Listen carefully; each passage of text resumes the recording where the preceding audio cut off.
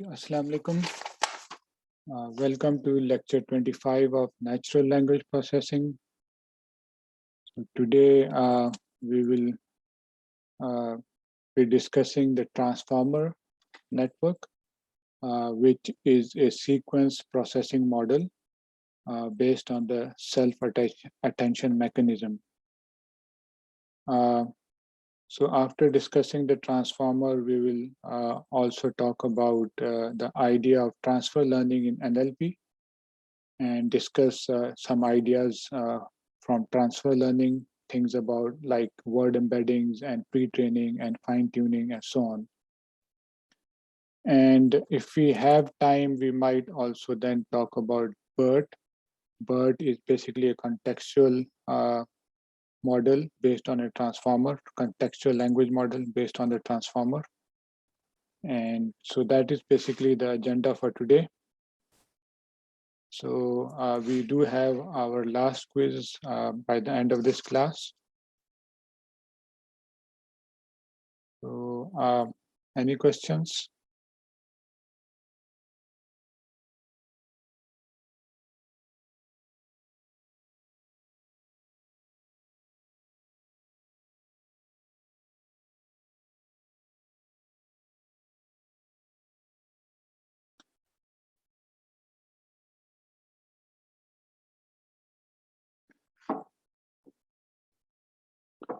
So I keep on updating the reading list document on LMS.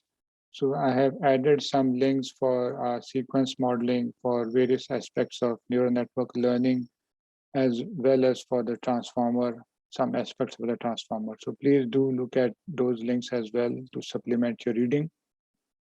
Of course, the transformer is also covered in your textbook. So we will be following mostly what is in the textbook. So any questions?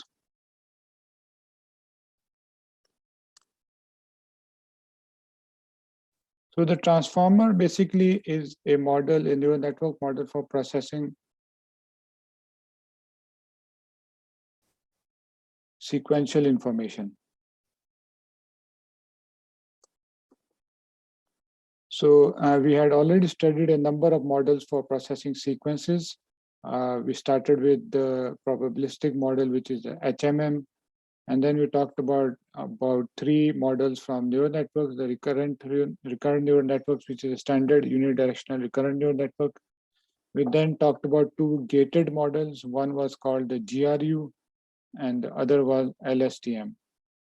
So, and then now we are going to talk about a transformer. So the main advantage of a transformer is that it is parallelizable. So if you remember, the recurrent neural networks are inherently sequential. They take one word embedding at a time and process it, and previous information is basically added into it with time. So the main advantage of the transformer is that all of the information is processed sequentially, and as such, it can be run in parallel, or in other words, it can also be run as a single matrix vector or matrix computation, which can be implemented very efficiently nowadays on computers as well as on GPUs. So as a result, transformers can be trained much more quickly, and also as a consequence, you can train them on much larger data sets. So that is the main advantage. So a transformer basically has an encoding layer, and within the encoding layer, and of course, it can also have a decoding layer. Encoder basically means that it encodes information, and all of the neural networks that we have studied encode information. If you talk about the feed-forward network, it encodes information. The information at the hidden layer is an encoding. So you can call that an encoder as well. So sometimes we also talked about encoder-decoders model. You can have a decoder after an encoder. We will see a variation of that uses transformers later on.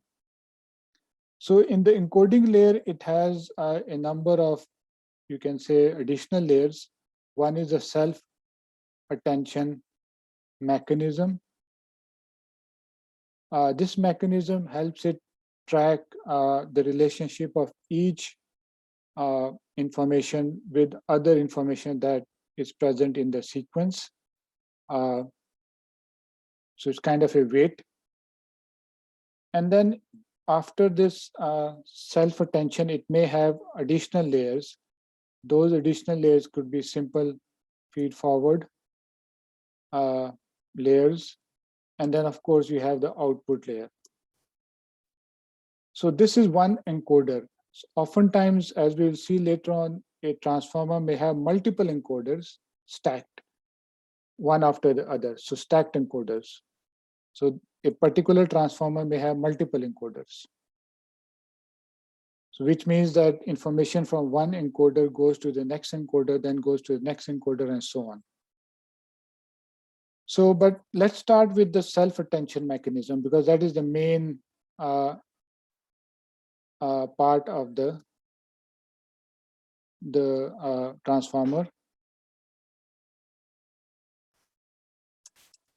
So we had actually started talking about the self-attention mechanism last time, and we said that it's a way of quantifying the importance of each word, let's say, in a sequence that we have.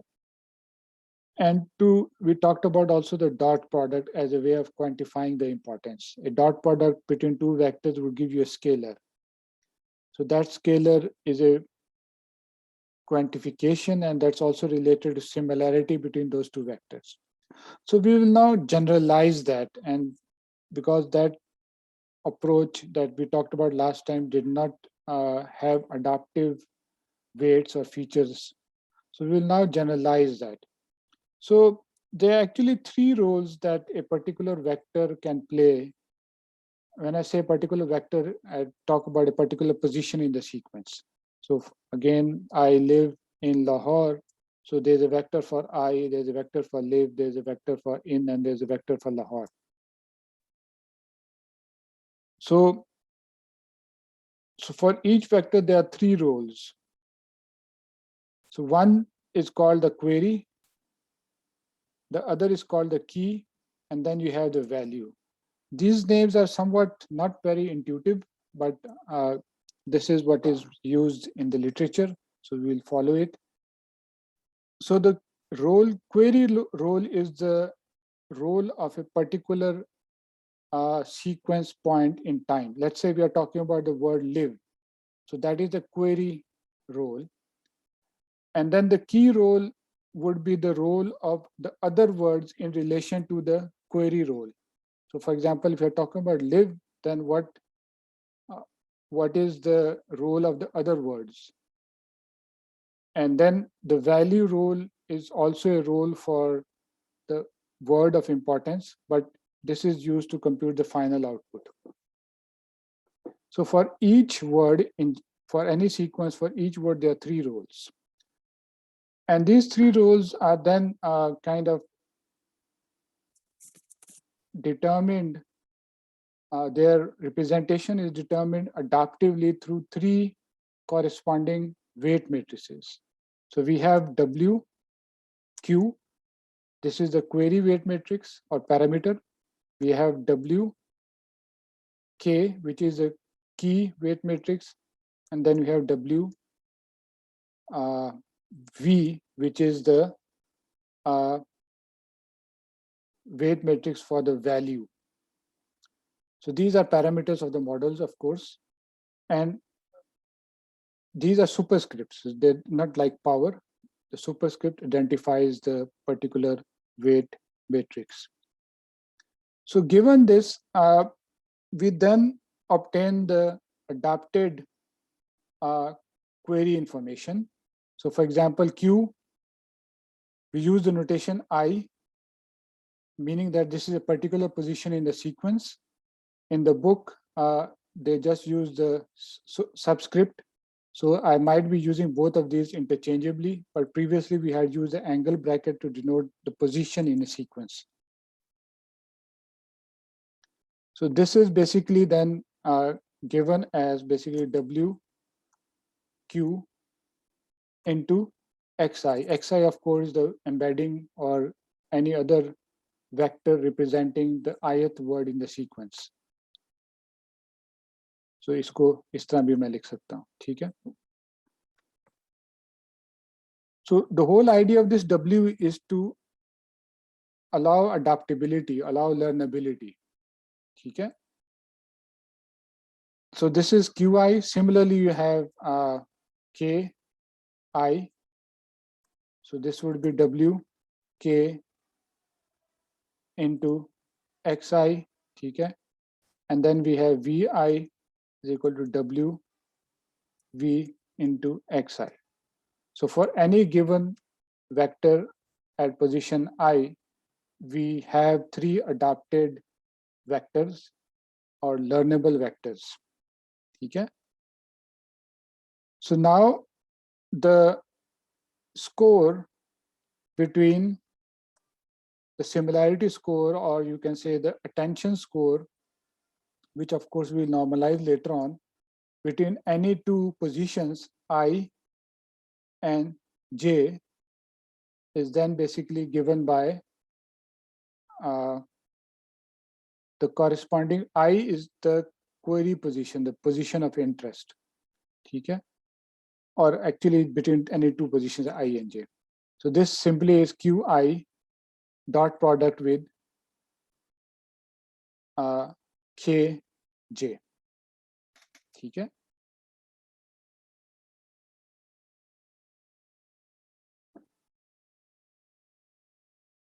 So it's inner product. You can write it as in terms of matrices as well with the transpose as well. So inner product will give you a scalar. And so far we are going to talk about the transformer, or right now we are going to talk about the transformer when used for language modeling.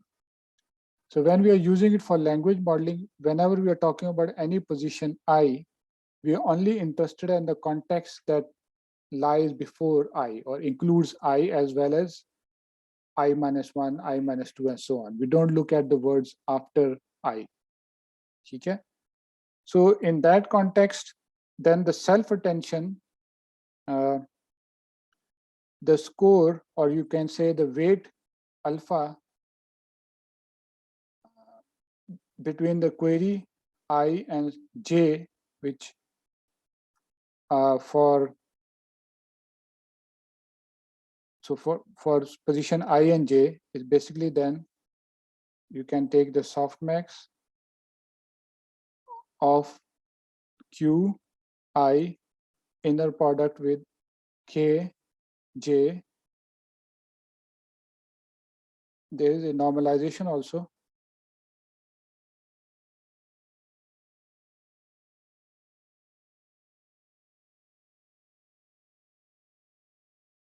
So divided by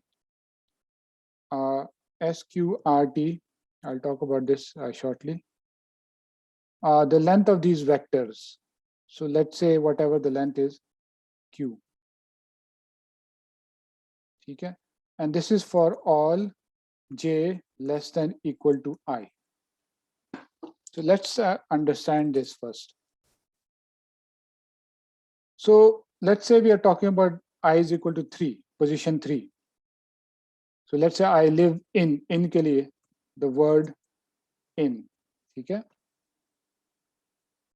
So we would like to compute a score for this word, and this is computed with respect to each of the other words, including I.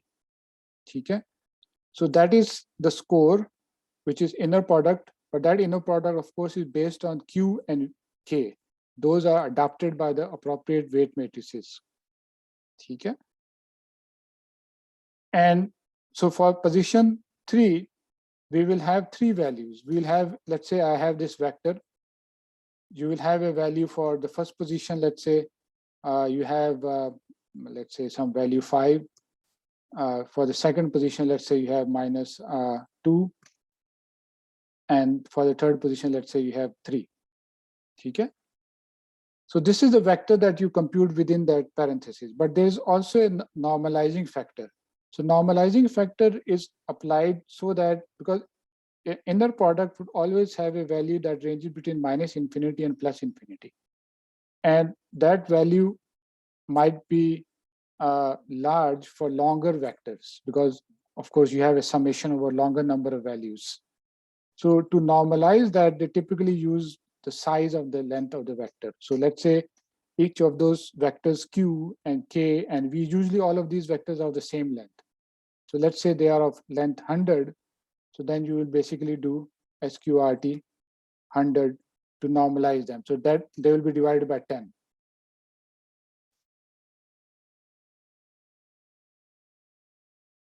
So what you will get after that is basically 0.5, so minus 0.2, and then 0.3. So this is the vector that you get after that, after the normalization, and then you apply the softmax to this. So softmax is essentially an operation that ensures that these three values becomes probability. So they sum to 1. ठीक है?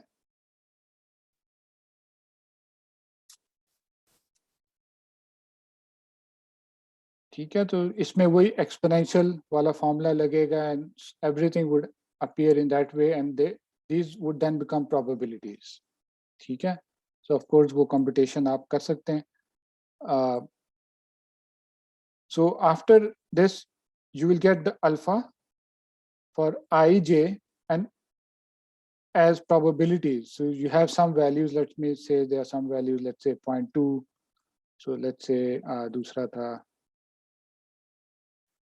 इसको 3 कर देता हूँ, let's say इसको 0.1 कर देता हूँ, ये 0.34 हो गया, तो last one would be 0.6.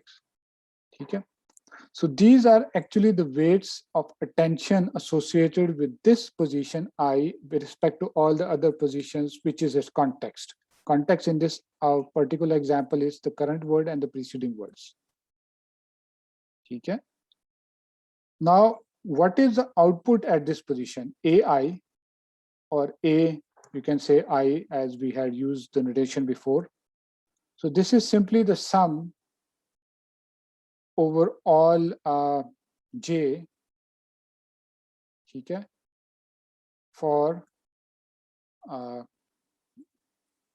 we have alpha ij into alpha, of course, is a scalar, multiplied by vj, and j for all j less than equal to I. So now we have v, we have brought in our v, the value vector, which of course is also an adapted form of the original embedding. Okay? And now we are modifying this adapted form with the weights that we have learned to get the final output, or the attention-based output of the network. Okay? So of course the attention-based network is based on the preceding context. Of course कोई और context होती है, accordingly ये sum उस पे होगा.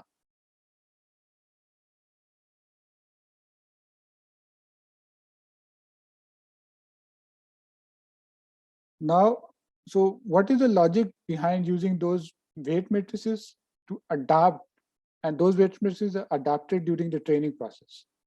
So they will adapt, and as such, in general, the score alpha ij would not be equal to alpha ji. Okay? Because the words or the vectors would be embedded, would be modified differently. Okay?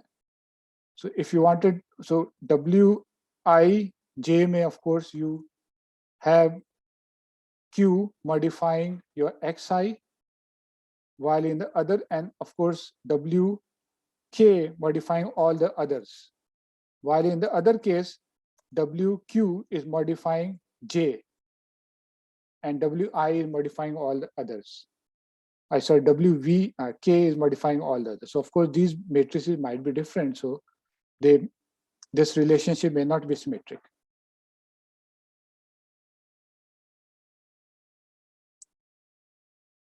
So to recap, so there are three main things. The first thing is we scale, so we kind of adapt the word embedding using adaptable parameters. And they are adapted in three different ways. So we have a query role, we have a key role, we have a value role. The query and key roles, the inner products, the query and key vectors, the inner product gives us the alpha, which is a weighing or weights. And the final output is based on the value vector, which is also an adapted form of the original word embedding. And this is, of course, the weighted sum. Since we are taking the inner product and not the cosine, cosine, of course, is normalized. So inner product is not normalized. So we normalize, at least in the literature, the common normalization used is divided by the square root of the length of the vector.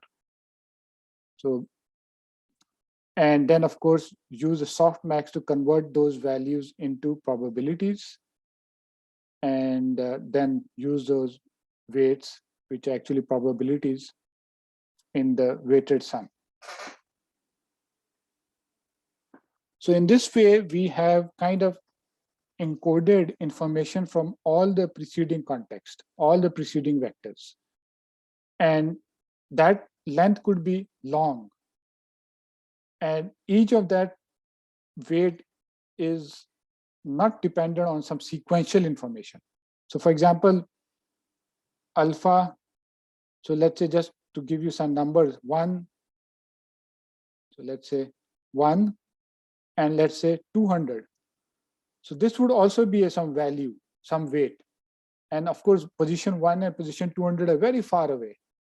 While in the standard recurrent neural network, you would have to go through one step at a time. And when you reach position 200, information of position 1 would have been lost. While in this case, you have explicit weight being carried forward.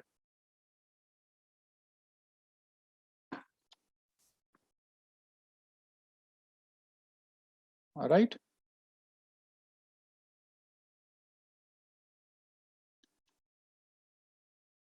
So that is the main advantage. Of course, that is one of the main advantages. The other main advantage is this computation can be done in parallel. There is no need for sequential processing. And to further enhance this, we can do all of these vector computations in matrix operations. So previously I said that we had vector xi for the embedding at position I. So all of these embeddings can now be put into a matrix X. So columns I of X is xi. ठीक है? जो भी हमारा sequence था words का I live in Lahore, so this matrix would be of size. So the number of columns in this matrix would be 4. Of course, the number of rows in this matrix would be equal to the length of the vector X, which it might be the embedding length, like 300, for example. Okay. So if you do this, then you can compute all the query values, capital Q now, as simply W Q into X, and all the key values vectors as W K into X, and all the value vectors as W V into X. ठीक है, simple matrix multiplication. Okay. And then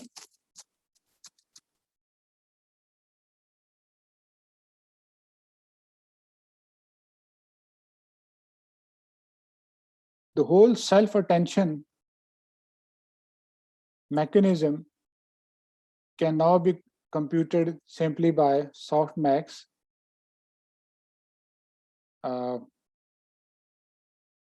W, sorry, not W.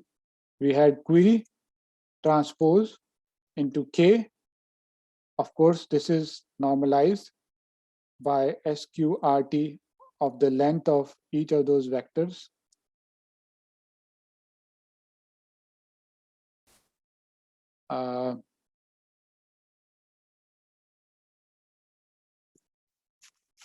Yeah, so I think that's pretty much it.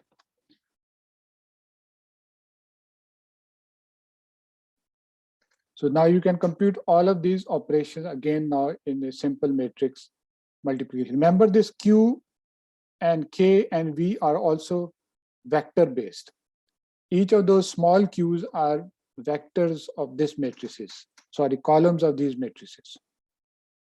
So then you can have all of those operations done in this one step. Okay. But there is one little thing that you have to worry about, and that of course would vary from application to application. So in this particular application, we were talking about language modeling, this traditional language modeling, where we wanted to predict the next word given the current word and all the words preceding it. So, but when you do this computation, remember we did for all j is less than equal to I previously. Okay? But this computation doesn't have that that constraint. So you have to make sure that this constraint also applies to this computation. And for this particular example, it happens that if you, the matrix that you get by this matrix that you get, let's say this matrix is, let's say Y. So you basically, so you basically get a new matrix. Y prime is the matrix Y with all values above the diagonal set to 0. Okay. So this condition is then enforced by this operation. So instead of using Y, you use Y prime, where all the values above the diagonal are set to 0. Then j is less than equal to 1 would be enforced.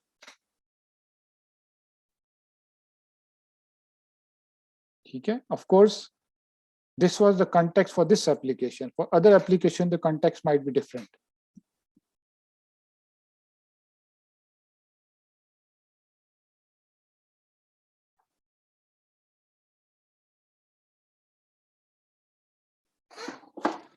Okay.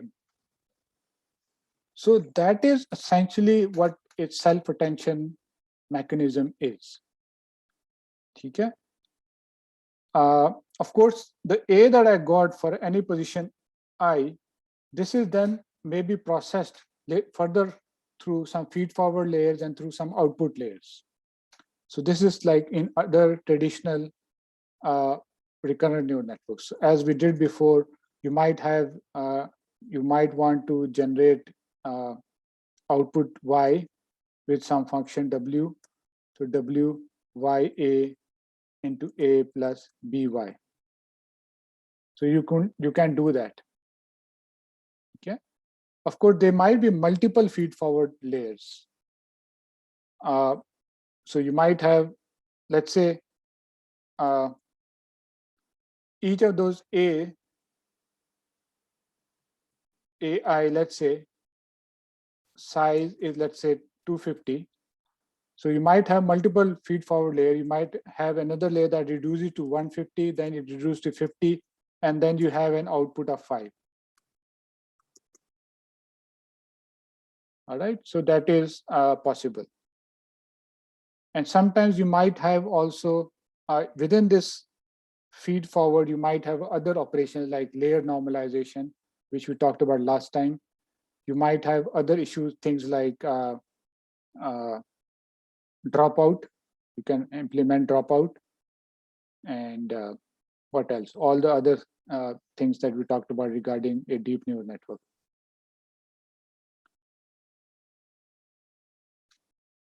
Okay, there is one other thing that is of importance in a transformer, which is not explicitly handled in the transformer, and that is the issue of position.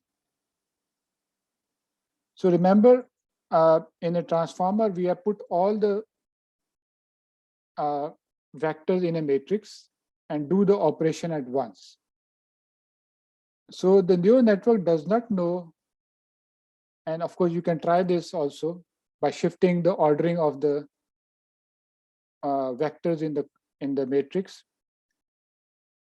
The neural network does not know that a particular vector is at the start of the sentence or at the end of the sentence.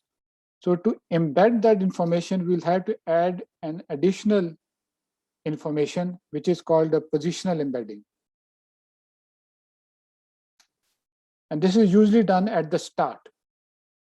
Once it is done, then you don't need it for a particular encoder in a transformer. Maybe for another encoder in the stack, you want to do it again. So for example, let's say, just to give an example, let's say I is a word, or let's say it's a vector, again, just for explanation's sake, 1 and 0.5, a 2-dimension vector. Of course, this is very small. So this is a vector. If this vector I occurs at the start, like I live in Lahore, or let's say he and I are friends. In the second sentence, I is the third word. If you use the same embedding, our vector 0.5 and 1 would be at the third position, while in the first case, we're in the first position. So we need to tell the neural network that which position a particular word lies in. So that is the positional embedding. So there are a number of ways of telling the network the position. One way is you simply generate random embeddings for each position and let the network learn them as part of training. So for example, when I say the first sentence may I is first position कोई मैं embedding randomly को बना लूंगा, third position की कोई और embedding होगी, fifth की कोई और होगी, second की कोई और होगी, and then I use an embedding layer, उसके multiply करके I move forward and let the network update that embedding. But the problem here, which people have seen in practice, is that usually the embeddings that are representing first position or position at the start would be more frequent because longer sentences होंगे, कुछ shorter sentences होंगे, और सारे sentences में first 2-3 positions तो होंगी, वो तो बार-बार आएंगे. But let's say position 300, that might only occur once in your training data set. So those may not be updated or may not become representative, while the first one would be updated. So this generally is not recommended. So people have come up with many other ways. And one of the ways that is more common is based on the sine function and also sometimes the cosine function. And I will explain this, but maybe the reasoning behind this might not be very easy to explain in a 2 minutes or 3 minute session. So I will explain this, how it is done. So let's say if you want to, so there are 2 parameters actually. One parameter is position. So this is integer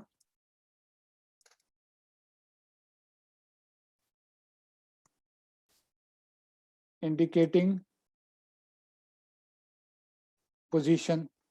So for example, it could be 0, 1, 2, 3, whatever your maximum position is, 300, let's say. Okay? So this is like I as the first position, so it would be 0. We might usually start with position 0 in this calculation. So live would be position 1, that's position 2 in our original sequence, and so on. The other parameter is I. This is also an integer value indicating element of vector. So let's say, and this is of course the vector X, your input embedding. So let's say if this was, so let's say X ka size, let's say we were using 512, for example. So then this I would range from 0 to 511. So हर एक position का element का position बता रहा है, vector का position बता रहा है. So given this, then the formula that they use is the value at the position I of the vector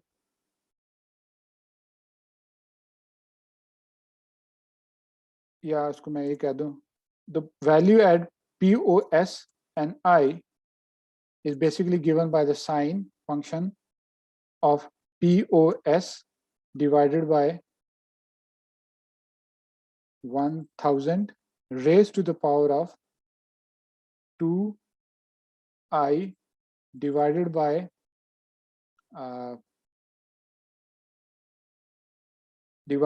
the size of the vector, which is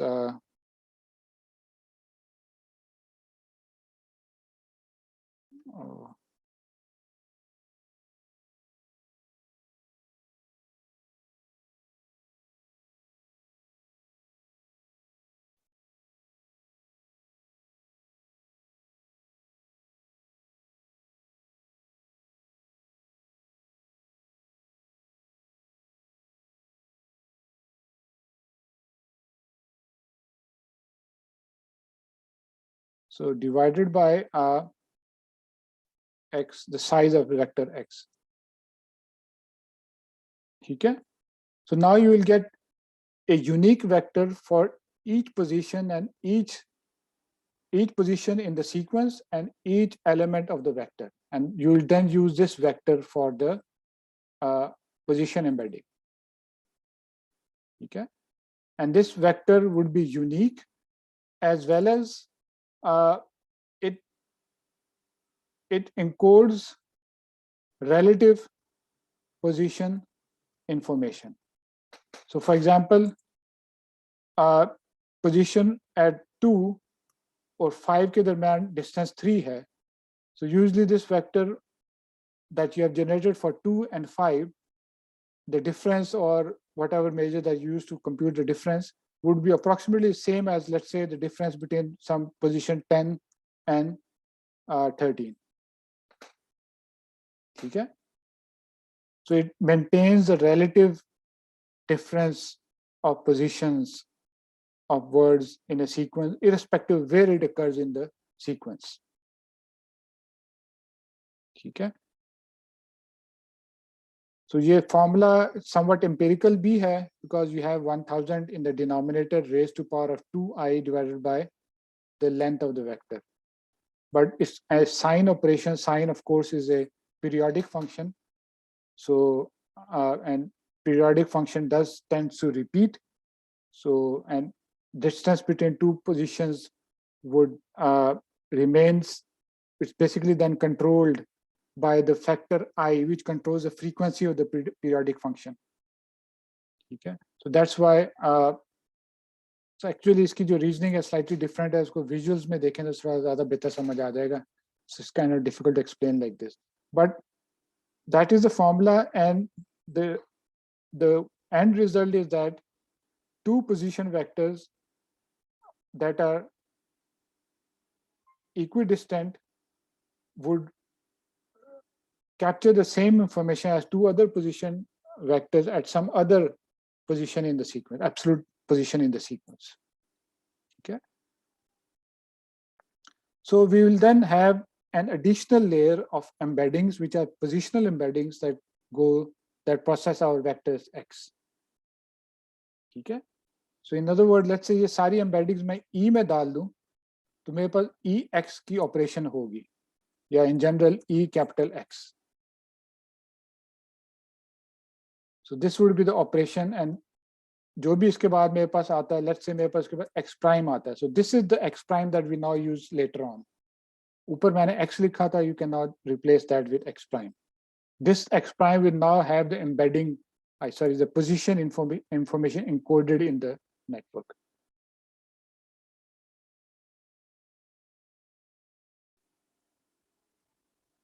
So any questions?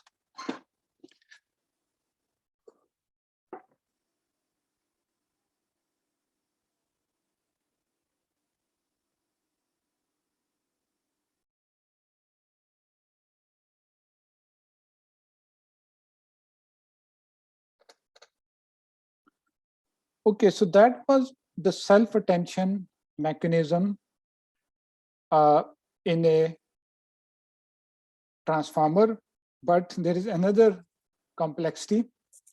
Usually we'll have, and of course this combination is self-attention followed by whatever feed forward that you have is called a head, attention head. So usually we have multiple attention heads in a transformer, in a practical transformer. So and all of those are done in parallel, not one after the other, in parallel. Okay? So in other words, let's say you have H heads. So now you will have H set of parameters W, Q, W, K, and W, V. And we sometimes, to distinguish them, we can say that W, Q, sub I, where I, of course, is 1 to H. तो subscript से हम denote कर रहे हैं. So there are now H pair, H sets of such parameters, and each of them is processed separately, parallel में. अब हर एक का जो attention head का जो output है end पे हम पर concatenate कर देंगे. So in other words, let's say AI की मैं बात कर रहा हूँ. AI output होगा for each I. I is equal to 1 to H. ठीक है? So usually what we do is we concatenate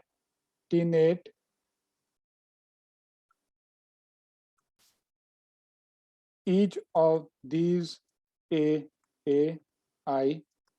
Okay, notation मैंने वही यूज कर लिए. इसको T कर देते हैं, I. ठीक है?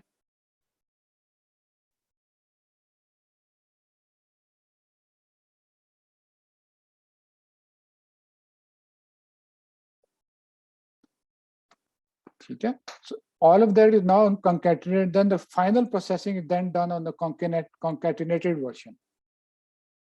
Okay, so let's say each of those. So for example, each head, let's say, outputs A of size 64. So if you have 10 heads, then the final A would be of size 640. Okay, and then this final A is then done, goes through the final processing. Okay, so why do we have these multiple attention heads? The logic, and people have shown this with some examples, the logic behind this is that each attention heads captures some specific type of attention between the elements, between the sequence elements. So, and of course, this is done automatically. Upfront, we would not know which head is catering to which information. So some heads might be catering to syntactic information, some heads would be talking about semantics information, some other heads might be talking about specific things like verb, subject, verb, object ordering, some would capture information regarding POS tagging and so on. So in other words, we are giving the network greater flexibility by allowing multiple ways of deciding attention between the words in a sequence.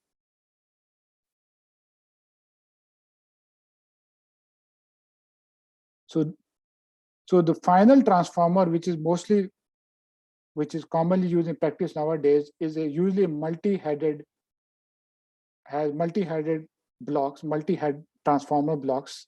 Each block, of course, comprises a set of parameters and some feed-forward layers and some output layers. Of course, those feed-forward layers then would concatenate and then the output layer. ठीक है?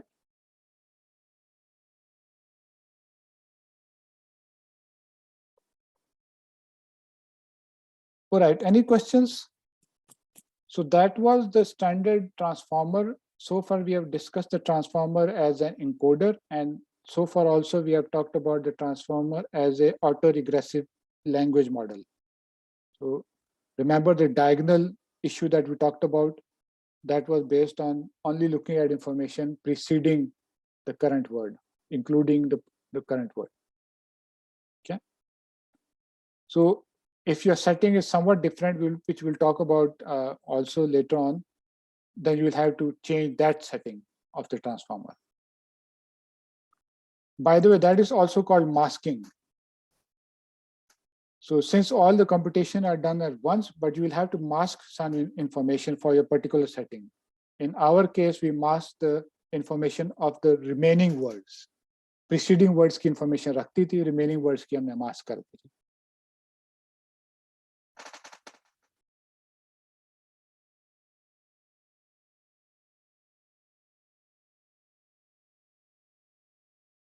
Okay, so now any questions? So that was the transformer. So let me now talk about transfer learning, a concept that has become very popular in NLP and also in computer vision. So, and of course, we are going to focus primarily on the masking concept. Okay. The masking is basically, so it depends on the application. So let's say if you are doing the auto regressive language modeling, which is what? Predicting next word given preceding words. Okay? But when you process the transformer network, as the equations that we saw above, we had developed attention between each word and also the words following it. But that is not right, because we are trying to make predictions based on the preceding words only. We don't know the following word. Let's say if we know the following words as in the computations that we have written using matrices, then of course there's nothing to learn. The network will simply output that vector. So to ensure that that happens correctly, we basically mask that matrix that we get. The information for the following words is removed.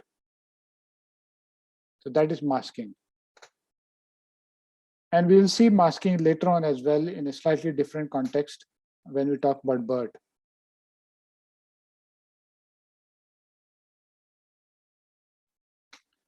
Okay, so transfer learning, generally there are two approaches in NLP, of course. The first approach is through word embeddings.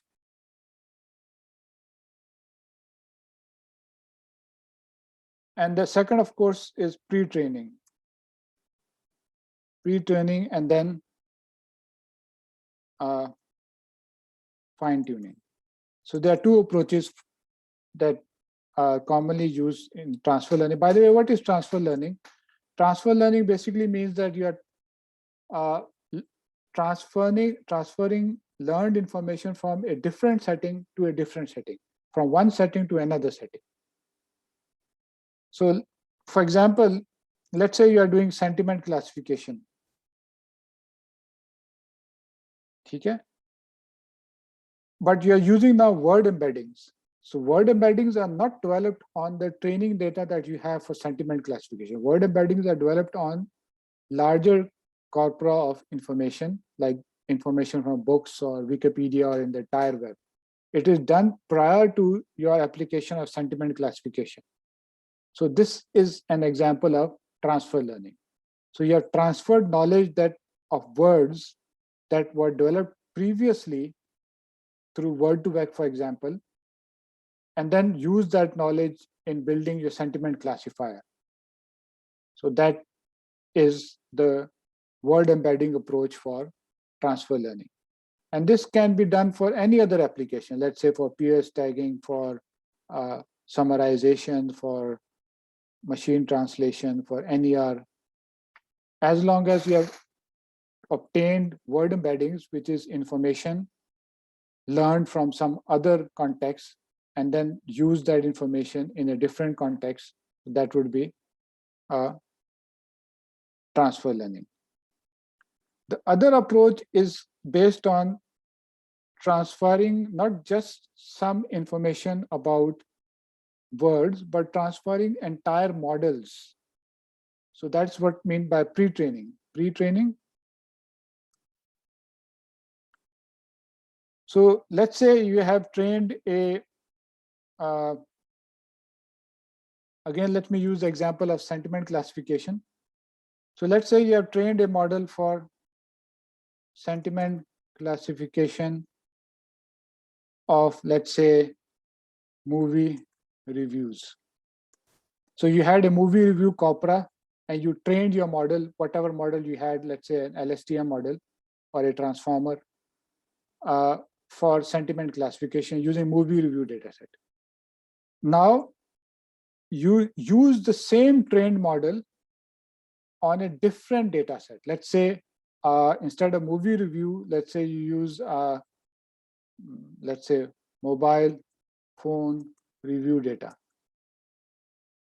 So how would you do that? Usually how we do that is, so let's say we have, I have used a, let's say we have just used a feed-forward network. And the feed-forward network has an input, let's say 2 hidden layers, and then output. So what we do is we chop the output layer and its corresponding weights from the original network that was trained on the movie review. And then we reuse the preceding network, which is with its nodes, with its weights, which everything. And simply we fine-tune it on new data, which is of course the mobile phone data. So in other words, when you you start on this, you have input to hidden layer. This is as previously, and then you have add a new output layer. And then you train the entire network or fine tune the network on this data. So you're now not starting from scratch. You're starting from a pre-trained network and then fine tuning it on another data set. So this process is called pre-training followed by fine tuning. And again, it embodies transfer learning.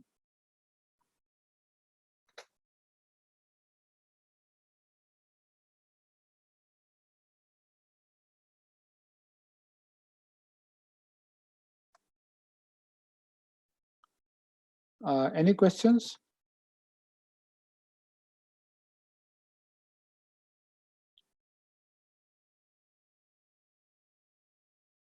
Transfer learning is also quite common nowadays in computer vision and image processing. So you might have heard about terms like ResNet and ImageNet and so on. So those are networks pre-trained on large amounts of image data. And then let's say if you want to reuse that information, you simply take that network, trained network, maybe truncate some. Usually those networks are very deep. They have like tens and even hundreds of layers.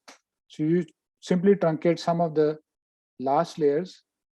And then if you want to train it on some other data set, you reuse your data set and fine tune it on that data set. So the information that is encoded from all the previous information is somewhat retained in the new and fine tuned to the new setting. The same thing applies here. So we have trained a network for a related problem, sentiment classification of a movie review. We reuse the same network and fine-tuned it for a new data set. Of course, when you do this, you can also use the transfer learning idea of word embeddings. Word embedding भी आप इसके साथ combine कर सकते हैं with pre-training and fine-tuning.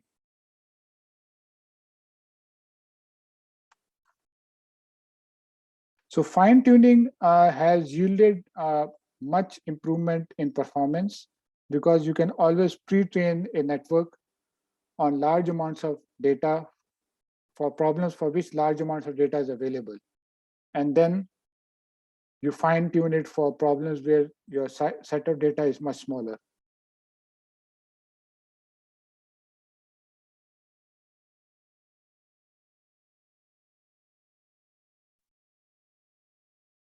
Okay. So we still have about 5 minutes. So I wanted to now talk about BERT. So BERT basically is bi-directional encoder representation with transformer. So this is a model based on transformer, and it's was originally designed for language modeling. But once you train this language model, or you have built this model, BERT, you can fine tune it for other applications. One, okay? So fine tune it for other applications. And secondly, you can generate contextual embeddings. So far we have talked about embeddings like word-to-vec. So word-to-vec are not contextual embeddings.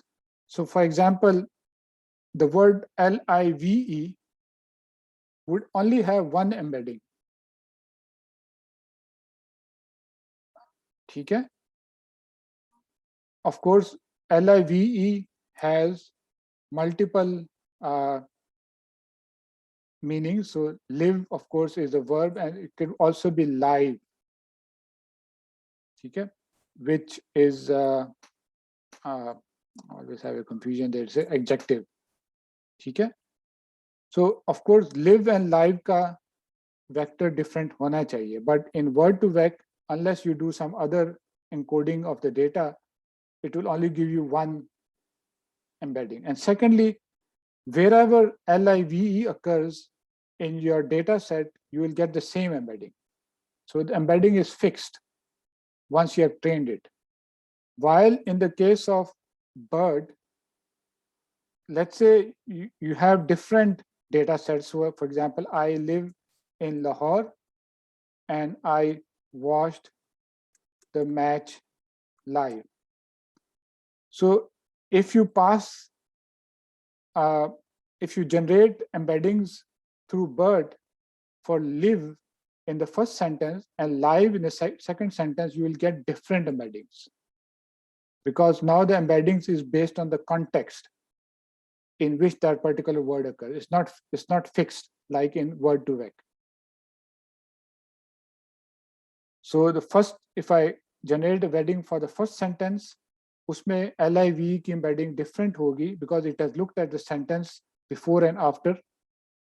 By the way, BERT is bidirectional. It looks at both before and after. We'll see that maybe, I don't think so, we'll have time today, next time. And in the second sentence, looking at the context, it will generate a different embedding for live because it is the different sense for the word live, for the word live. Okay.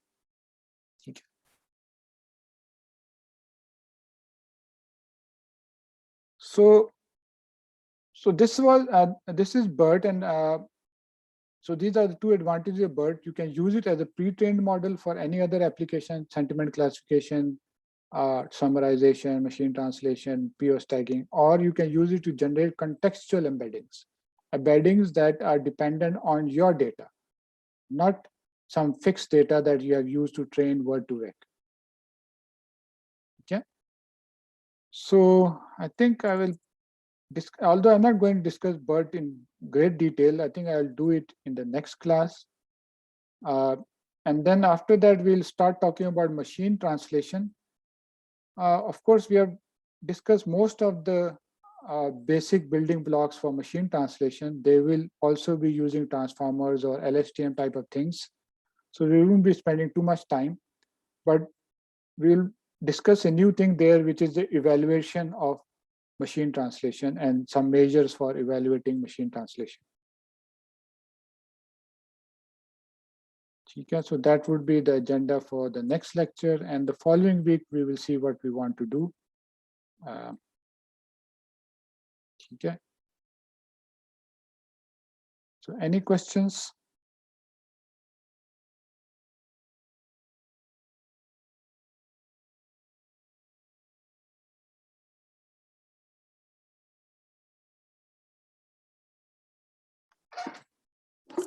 So we have a quiz starting in about 3-4 minutes.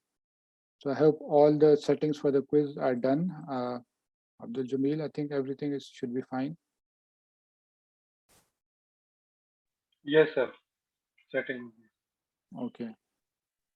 So are there any questions before we start with the quiz? This is the last quiz, so there no quiz next week. Of course, 2 of your quizzes will be dropped.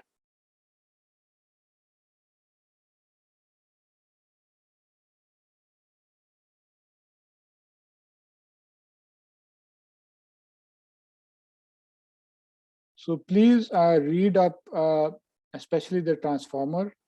It's just a bunch of equations, but try to understand the reasoning or logic behind the working of a transformer.